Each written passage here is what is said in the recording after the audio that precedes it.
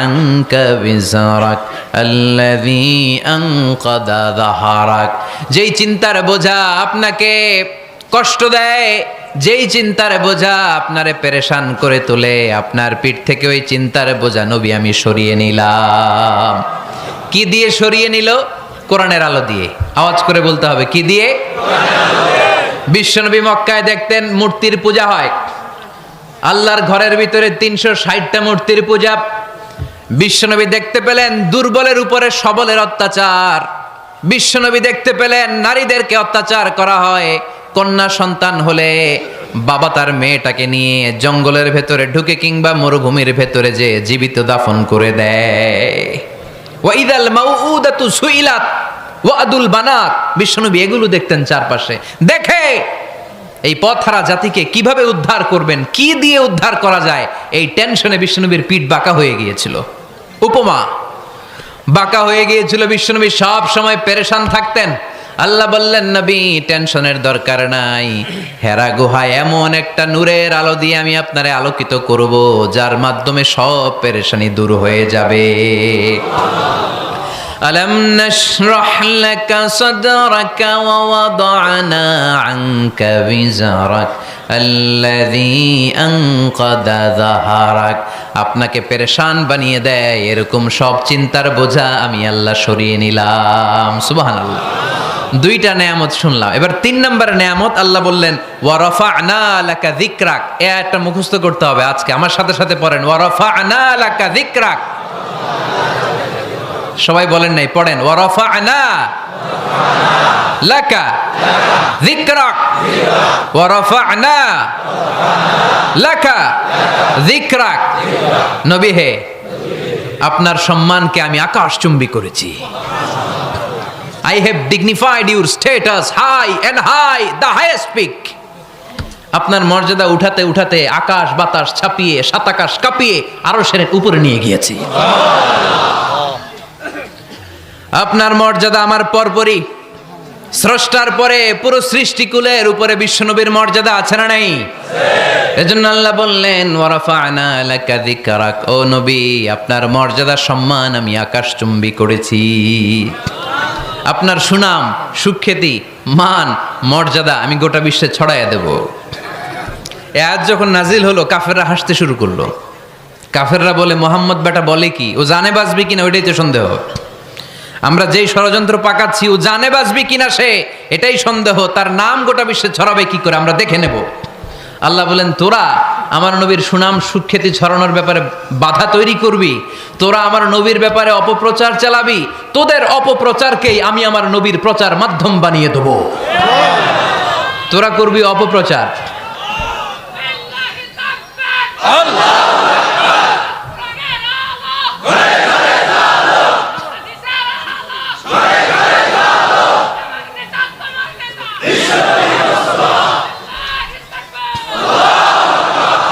তোদের অপপ্রচারকে আমি আমার নবীর জন্য প্রচার মাধ্যম বানিয়ে দেব। এরকম অনেক সময় হয় না যে কেউ কেউ অপপ্রচার করে কারো বিরুদ্ধে, এটা তার জন্য প্রচার হয়ে যায়। কেউ অপপ্রচার চালায়, আল্লাহর মেহেরবানিতে ওইটা তার পাবলিসিটি হয়ে যায়। তার আলাদা করে প্রচার বিভাগের টিম তৈরি করা লাগে না, তার বিরোধীরাই তার প্রচার বিভাগের কাজে নেমে পড়ে। বিশ্বনবী বললেন, আল্লাহ বললেন, তোরা আমার নবীর সুনাম সুখ্যাতিকে থামাবি, তোদের মাধ্যমে আমি বিশ্বনবীর সুনাম সুখ্যাতি গোটা বিশ্বে বুলন্দ করে দেব। আবু জাহেল ঘোষণা দিল, খবরদার, হজের মৌসুম, হাজী সাহেবরা গোটা বিশ্ব থেকে আসবে, আমার দলের কর্মীরা তোরা যেটা করবি সেটা হচ্ছে হাজীদের কাছে যে বলবি মক্কায় নতুন এক পাগল আসছে, নতুন এক জাদুকর আসছে, নাম মুহাম্মদ। নাউজুবিল্লাহ পড়বেন না? খবরদার হাজী সাহেবেরা, এই পাগলের কাছে যেও না। সব হাজিরা গোটা বিশ্ব থেকে এসে মক্কার মিনা প্রান্তরে তাঁবুর ভিতরে ঢুকেছে, আর আবু জাহেলের টিম মেম্বাররা সব তাঁবুর ভিতরে উকি মাইরা কয়, খবরদার, নতুন পাগল আইছে। সবাই কয়, নাম কি? কয়, মুহাম্মদ। নতুন পাগল এসেছে, নাম মুহাম্মদ। নতুন জাদুকর এসেছে, তার নাম মুহাম্মদ। খবরদার, তার কাছে যেও না, তার কথা শোনো না, শুনলে তোমরাও পাগল হয়ে যাবা, তোমরাও পাগল হয়ে যাবা। সে এত বড় জাদুকর, মুহাম্মদ সাল্লাল্লাহু আলাইহি ওয়াসাল্লাম এত বড় জাদুকর, তার জাদু দেখলে, তার কথা শুনলে হাজব্যান্ড ওয়াইফের মধ্যে সম্পর্ক বিচ্ছিন্ন হয়ে যায়।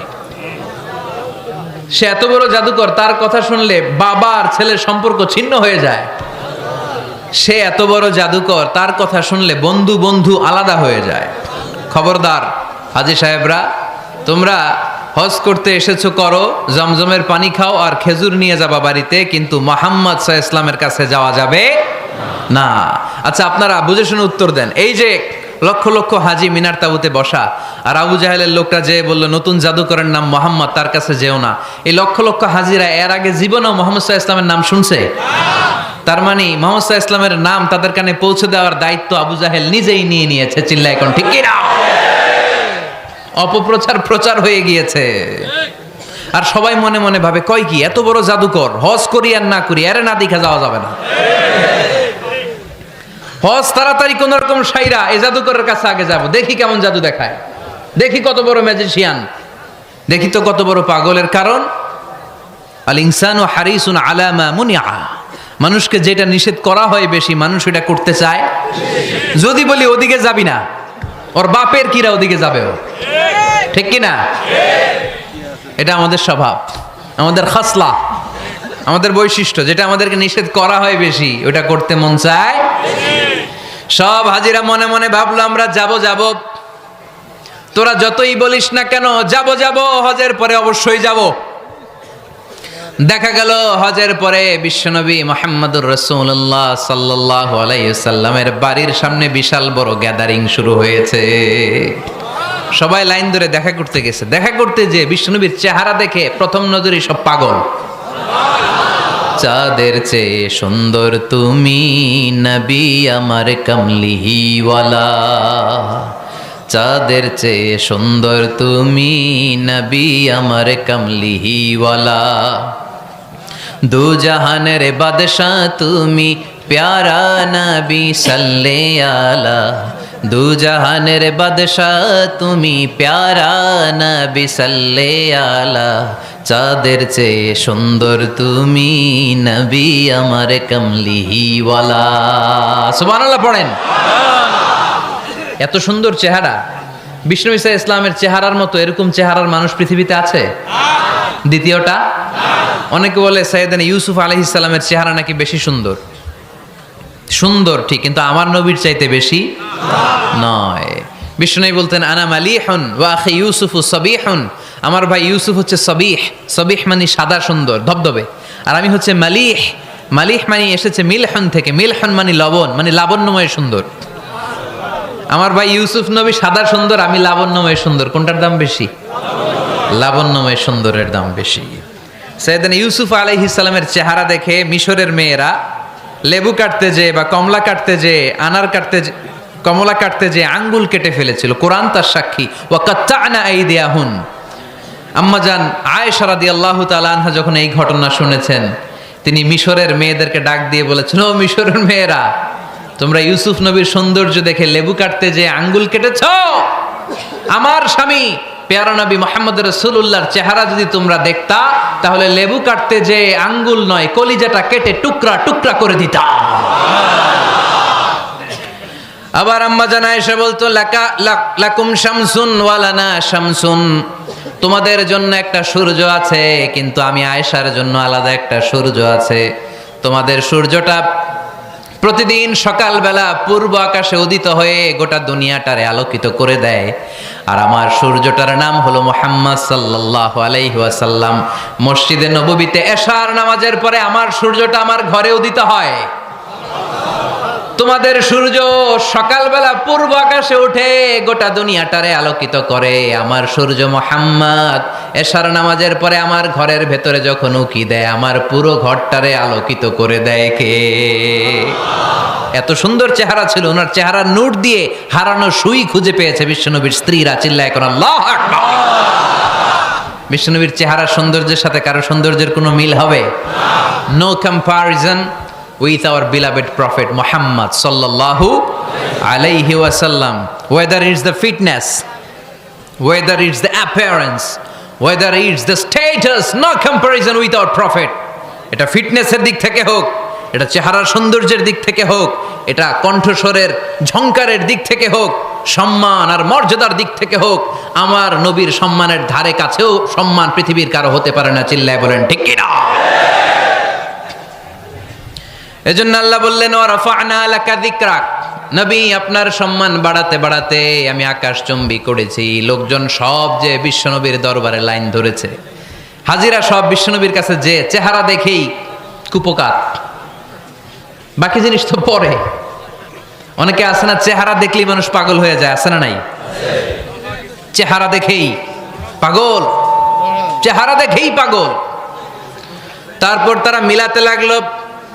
মিনার তাবুতে আবু জাহেলের কর্মীরা ঘোষণা দিয়েছিল এলাকায় মোহাম্মদ নামে পাগল এসেছে। তারা মিলায়ে দেখে না, এই মহামানব কোনোদিন পাগল হতে পারে না, কারণ পাগলের চুলগুলো থাকে উস্কো খুস্কো, ঠিক কিনা? আমার নবী সাল্লাল্লাহু আলাইহি ইসলামের চুল উস্কো খুস্কো ছিল? কত সুন্দর চুল আঁচড়ে রাখতেন, জাইতুনের তেল দিতেন, আতর ঢেলে মাথার শীতের মধ্যে ঢেলে দিতেন, কপাল বেয়ে বেয়ে পড়তো, আর যেখানে সেজদা দিতেন সেজদার জায়গা আতরের ঘ্রাণে আমোদ হয়ে যেত। হাতের তালুতে পারফিউম মাখতেন, আর মানুষের সাথে মুসাফা করলে যার সাথে মুসাফা তার হাতের সাথে নবীর ব্যবহৃত পারফিউমের ঘ্রাণ ছুটে যেত। এত পরিচ্ছন্ন ছিলেন। তারা বিশ্বনবীর চেহারার সাথে আবু জাহেলের বক্তব্যের মিল খুঁজে পায় না। তারা বলে না, এই লোক কখনো পাগল হতে পারে না। পাগলের চুল থাকে উস্কো খুস্কো, জামা থাকে ছিঁড়া ফাড়া, গায়ের মধ্যে থাকে ময়লা। পাগল কখনো দাঁত মাজে না, কিন্তু বিশ্বনবীর মুচকি হাসির ফাঁক দিয়ে দাঁতের দিকে তাকালে মানুষগুলো সব পাগল হয়ে যায়। স্মাইল দিতেন বিশ্বনবী, স্মাইল, মুচকি হাসি, তাবাসসুম। বিশ্বনবীর মুচকি হাসি দেখলে মানুষ পাগল হয়ে যেত, পাগল পাড়া হয়ে যেত। তারা বলে না না, এ মহামানব তো কখনো পাগল হতে পারে না। আবার মিলাতে লাগলো। আবু জাহেলের কর্মীরা বলেছিল এটা নাকি বড় জাদুকর, কিন্তু তারা বলে না না, এই অসাধারণ লোকটা জাদুকরও হতে পারে না, সে তো কোনো মন্ত্র পড়ে না। জাদু করার জন্য মন্ত্র পড়ার দরকার আছে না নাই? বিষ্ণুনবী কি মন্ত্র পড়তো? বিষ্ণুনবী কি পড়ে শোনাতো? চিল্লায় বলেন, কি পড়ে শোনাতো? কোরআন শোনাতো। এত সুন্দর কণ্ঠ ছিল বিশ্বনবীর, পাগল হয়ে যেত মানুষ শুনতে শুনতে, পাগল পাড়া হয়ে যেত, বিমুগ্ধ হয়ে যেত। তারা সবাই বলতে আরম্ভ করলো, আবু জাহেল তুমি মিথ্যাবাদী, তবে তোমাকে ধন্যবাদ এরকম একটা মানুষের সাথে পরিচয় করিয়ে দেওয়ার জন্য। সুবহানাল্লাহ কইলেন না? আমরা মেনে নিতে পারলাম না সে পাগল নয়, জাদুকর নয়, সে হলো এই জামানার পয়গাম্বার। আমরা পড়ে নিলাম লা ইলাহা ইল্লাল্লাহু মুহাম্মাদুর রাসূলুল্লাহ সাল্লাল্লাহু আলাইহি ওয়াসাল্লাম। ওয়া রাফা'না লাকা যিকরাক, নবী হে এইভাবে আমি আপনার সম্মানকে বাড়িয়েছি। হাইসুমা যুকিরতু যুকিরতা মাই, নবী যেখানে আমার নাম নেওয়া হবে আমার পর পর আপনার নামও নেওয়া হবে। পড়েন সুবহানাল্লাহ। যেখানে আমার আল্লাহর নাম, তারপরে আমার নবীর নাম আছে না নাই?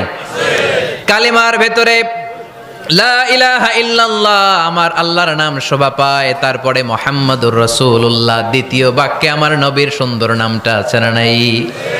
কালেমার মধ্যে প্রথমে আল্লাহর নাম, তারপরে নবীর নাম। হাইসুমা যুকিরতু যুকিরতা মাই, নবী কিভাবে আপনার মর্যাদা আমি বাড়াবো জানেন? যেখানেই আমি ওইখানেই আপনি, যেখানে আমার নাম নেওয়া হবে তারপরেই সৃষ্টিকুলের মধ্য থেকে শুধু আপনার নাম নেওয়া হবে। সুবহানাল্লাহ পড়েন।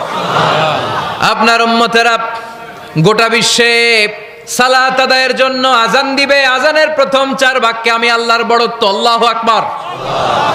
তারপরের 2 বাক্যে আমি ছাড়া কোনো ইলাহা নাই, এটার সাক্ষ্য দেয়া হবে। তারপরের 2 বাক্যে সবাই সাক্ষ্য দিতে বাধ্য, আপনি ছাড়া দুনিয়ায় আর কোনো শেষ রাসূল নাই। তার মানে আজানের মধ্যেও আমার আল্লাহর নামের পরে আমার নবীর নাম আছে না নাই? এরপর আমরা একামত দিয়ে জামাত শুরু করি। এই জামাতের আগে যে একামতটা দেই, এই একামতেও আল্লাহর নামের পরে আমার নবীর নামটা আছে না নাই? আল্লাহু আকবার, আল্লাহু আকবার, আশহাদু আন লা ইলাহা ইল্লাল্লাহ, আশহাদু আন্না মুহাম্মাদার রাসূলুল্লাহ সাল্লাল্লাহু। তার মানে আজানে আমার নামের পরে আপনার নাম, একামতে আমার নামের পরে আপনার নাম, নামাজের শেষে যখন আমরা শেষ বৈঠকে বসি সেখানে বিশ্বনবীর উপর দুরূদ আছে না নাই? তার মানে সব জায়গায় বিশ্বনবীর নাম নেয়াকে আবশ্যক করে দিয়েছে কে? নবী হে। এই গোটা বিশ্বের ভেতরে সূর্য উঠবে, সূর্য ডুববে, শীত যে গ্রীষ্ম আসবে, দিন যে রাত আসবে, এক মুহূর্তের জন্য আপনার নামের আলোচনা থামবে না। চিল্লায় বলো ঠিক কিনা?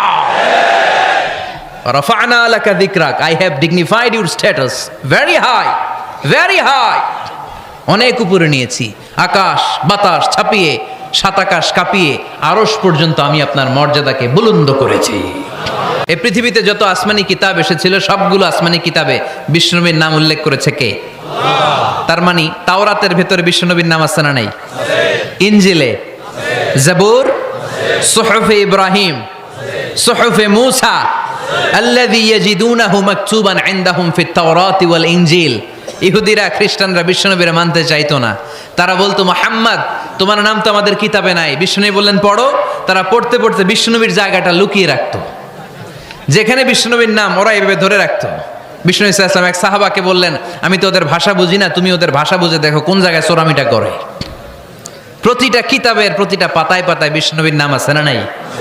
সাইয়েদনা আদম আলাইহিস সালাম থেকে শুরু করে ঈসা আলাইহিস সালাম পর্যন্ত যত নবী এসেছে সব নবী সুসংবাদ দিয়েছে যে একজন নবী আসবে, যেই নবী আসার মধ্য দিয়ে এই আম্বিয়া আলাইহিমুস সালাম পৃথিবীতে আসার যে ধারাবাহিকতা, এই সিলসিলা, এই চেইনকে আল্লাহ তাআলা কাট অফ করে দিবে।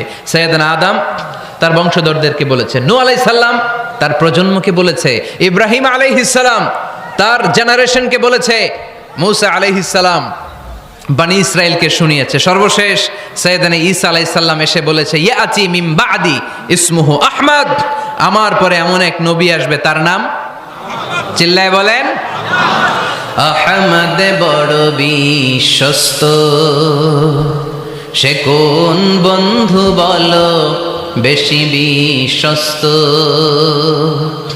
সে কোন বন্ধু বলো বেশি বিশ্বস্ত, কার কাছে মন খুলে দেয়া যায়, কার কাছে প্রাণ খুলে বলা যায়, হওয়া যায় অতি আশ্বস্ত, তার নাম আহমদ বড় বিশ্বস্ত। সুবহানাল্লাহ পড়েন। ইয়াতি মিন বাদি ইসমুহু আহমদ, আমার পরে এমন এক নবী আসবে তার নাম হবে আহমদ। এই নবীর পরে আর কোন নবী আছে? চিল্লায় বলেন, লা নবিয়্যা বাদি ওয়ালা রাসূলা, আমার পরে কোনো নবীও নাই, আমার পরে কোনো রাসূলও নাই। তবে আমার পরে যদি নবী হওয়ার যোগ্যতা কারো থাকে, আমার ওমরে ফারুক নবী হওয়ার যোগ্যতা রাখে। কোনো নবী নাই, খাতামুন নবিয়্যিন, আমার পরে কোনো নবী নাই। তার মানে বিশ্বনবীর জীবনে 3 নাম্বার নিয়ামত হলো রাফা'না লাকা যিকরাক। মর্যাদা আমি বাড়াতে বাড়াতে বাড়াতে বাড়াতে নবী অনেক উপরে নিয়েছি। আবার আল্লাহ আমাদেরকে ডেকে বললেন, ও ইমানদার বান্দারা শোনো, আমি স্বয়ং আল্লাহ তাআলা আমার ফেরেশতা বাহিনী নিয়ে এই নবীর উপরে স্বয়ং আমি দুরূদ পড়ি। ইন্নাল্লাহা ওয়া মালাইকাতাহু ইউসাল্লুনা আলান নবী ইয়া আইয়ুহাল্লাযীনা আমানু সাল্লু আলাইহি ওয়া সাল্লিমু তাসলিমা। পড়েন, আল্লাহুম্মা সাল্লি আলা মুহাম্মদ ওয়া আলা আলি মুহাম্মদ কামা সাল্লাইতা আলা ইব্রাহিম وعلى آل إبراهيم إنك حميد مجيد اللهم بارك على محمد وعلى آل محمد كما باركت على إبراهيم وعلى آل إبراهيم إنك حميد مجيد চিৎকার করে পড়েন সুবহানাল্লাহ। এমন নবী যে নবীর উপর আল্লাহ নিজেই দুরূদ পড়ে, ফেরেশতারা পড়ে, এজন্য আমাদেরও পড়ার দরকার আছে না নাই? আবার আল্লাহ বললেন, নবী আপনি এমন নবী যেই নবীকে আমি হাউজে কাউসার দিয়েছি, লক্ষ লক্ষ নবীদের কাউরে কিয়ামতের দিন আমি হাউজে কাউসারের মালিক বানাবো না, শুধুমাত্র কেবলমাত্র একমাত্র আপনি ছাড়া। ইন্না আ'তাইনাকাল কাউসার ফাসাল্লি লিরাব্বিকা ওয়ানহার ইন্না শানিআকা হুয়াল আবতার। সুবহানাল্লাহ পড়েন। এই হাউজে কাউসারের পানি খেতে চান? পান করতে চান? বিশ্বনবী না দিলে খাইতে পারবো আমরা? হাউজে কাউসার পান করতে চান কারা? হাত তুলে দেখান।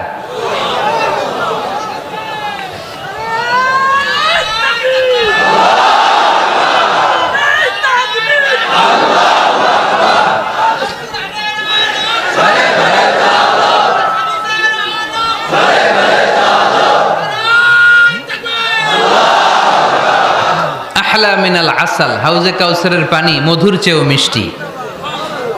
আবরাদু মিনাস সালজ, বরফের চাইতেও ঠান্ডা। আবিয়াদু মিনাল লাবান, দুধের চাইতেও সাদা। মান শারিবা মিনহা শারবাতান লাম ইয়াজমা আবাদা, এক ঢোক হাউজে কাউসারের পানি যে খাবে চিরকালের জন্য তার গলার তৃষ্ণা মিটে যাবে। ওই হাউজে কাউসার বিশ্বনবীকে দিয়ে বিশ্বনবীর মর্যাদা বাড়িয়েছে কে? আল্লাহ। আবার আল্লাহ বললেন, নবী, পৃথিবীর অনেক নবীকে আমি নৈতিক বিজয় দান করেছি, কিন্তু সবাইকে আমি রাজনৈতিক বিজয় দান করি নাই। আপনাকে আমি এমন নবী করে দুনিয়ার বুকে পাঠিয়েছি, আপনাকে আমি নৈতিক বিজয় দান করেছি, পাশাপাশি রাজনৈতিক বিজয়ও দান করেছি। সুবহানাল্লাহ পড়া। বিশ্বনবী একাধারে যেমনি মসজিদে নববীর ইমাম ছিলেন, পাশাপাশি মদিনার রাষ্ট্রের প্রেসিডেন্ট ছিলেন, ঠিক কিনা? তার মানে ইমাম বা নেতা এমন হওয়া দরকার যে নামাজও পড়াতে পারে, আবার সমাজও শাসন করতে পারে, ঠিক কিনা? এমন নেতার দরকার আছে না নাই? এজন্য বিশ্বনবী বললেন, রব্বি আদখিলনি মুদখালা সিদকিন ওয়া আখরিজনি মুখরাজা সিদকিন ওয়াজআলনি মিন লাদুনকা সুলতানান নাসীরা। ও আল্লাহ, আপনি আমারে সত্যতার সাথে মক্কায় রাখেন, বের করলেও সত্যতার সাথে বের করেন, আর আপনি আমাকে বিজয়ী শক্তি দান করেন। বিজয়ী শক্তি, রাজনৈতিক শক্তি বিশ্বনবী আল্লাহ তাআলার কাছ থেকে দোয়া করে চেয়ে নিয়েছেন। চিল্লায় বলেন ঠিক কিনা? রাজনৈতিক শক্তির দরকার আছে না নাই? দরকার আছে? তা আস্তে করে বললেন কেন? রাজনৈতিক শক্তি থাকার দরকার আছে না নাই? দেখেন, বাংলাদেশ সৃষ্টি হয়েছে কত সালে বলেন? কত সাল?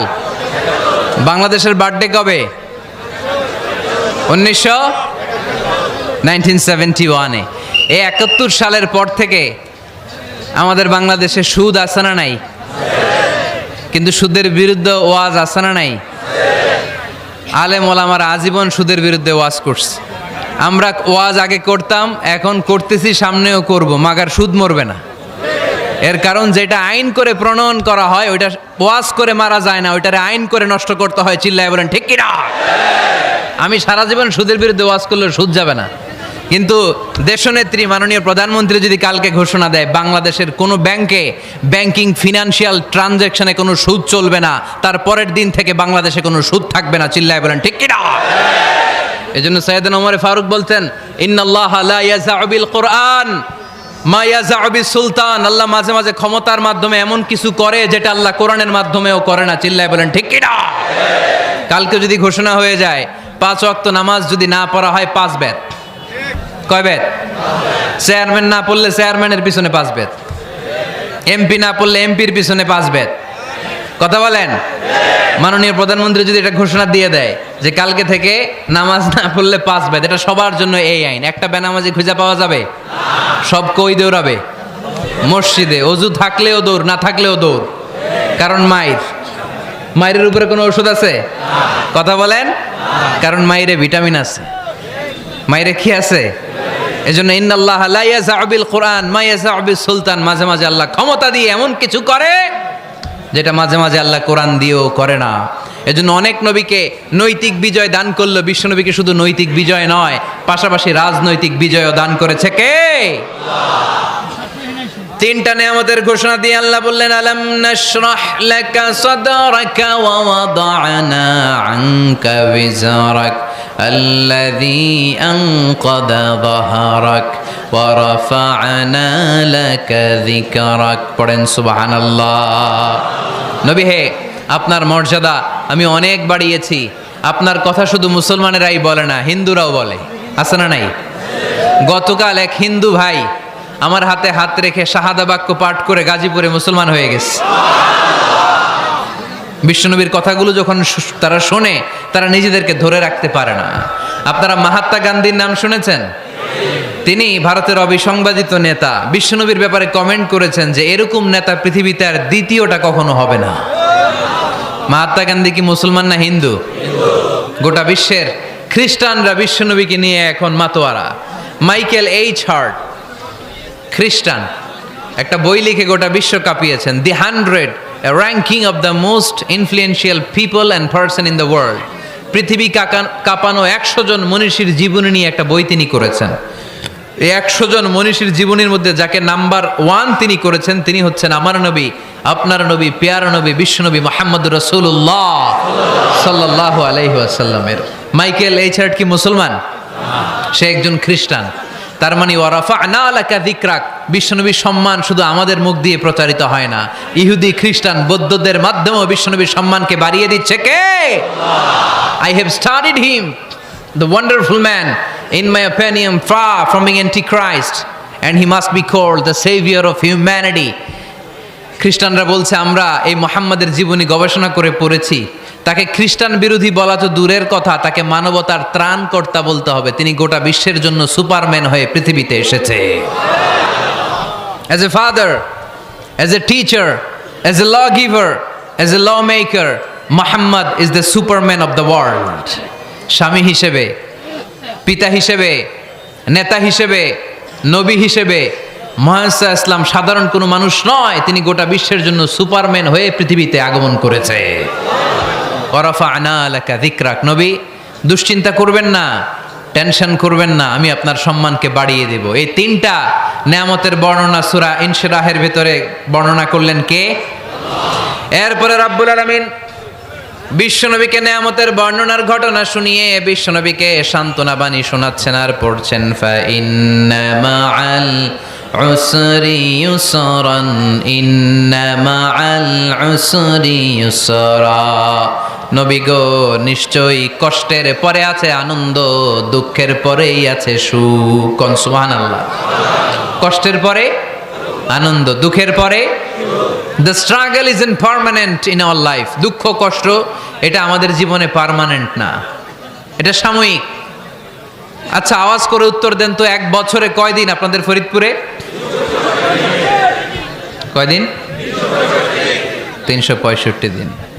গত 365 দিনে না খেয়েছিলেন কয়দিন? 20 দিন, 30 দিন। তার মানে অল্প কিছুদিন না খেয়েছিলাম, সারা বছরই খেয়েছিলাম, ঠিক কিনা? আচ্ছা, তো 365 দিনে অসুস্থ ছিলেন কয়দিন? 4-5 দিন, কিংবা 20 দিন, কিংবা 1 মাস, কিংবা 56 দিন, কিংবা 65 দিন। তার মানে বাকি 300 দিন আরামে ছিলাম কি ছিলাম না? তার মানে আমাদের জীবনে দুঃখ বেশি না আনন্দ বেশি? সুখ বেশি না কষ্ট বেশি? এজন্য আল্লাহ বললেন, খবরদার, মুমিন কখনো হেরে যায় না, মুমিনের হারাবার কিছু নাই। মুমিনের জীবনে যদি আনন্দ আসে, মুমিন শুকরিয়া করে, শুকরিয়া করলে সওয়াব আছে না নাই? আর মুমিনের জীবনে যদি দুঃখ আসে, মুমিন সবর করে, ধৈর্য ধরে, ধৈর্যেও সওয়াব আছে না নাই? তাহলে আমাদের সব দিক দিয়েই তো লাভ। আনন্দের দিনগুলাতে শুকরিয়া করব, আর দুঃখের দিনগুলাতে ধৈর্য ধরবো, দুইটার মধ্যে সওয়াব আছে না নাই? এজন্য বিশ্বনবী বললেন, আজাবান লি আমরিল মুমিন, মুমিনের বিষয়টা খুবই আশ্চর্যের। ফাইন আসাবাতহু সাররাউন শাকারা, মুমিন যদি আনন্দে থাকে সে শুকরিয়া করে, শুকরিয়া করলে লাভ আছে না নাই? ওয়াইন আসাবাতহু দাররাউন সাবারা, আর দুঃখে পড়লে সে সবর করে, ধৈর্য ধরে, ধৈর্য ধরলে সওয়াব আছে না নাই?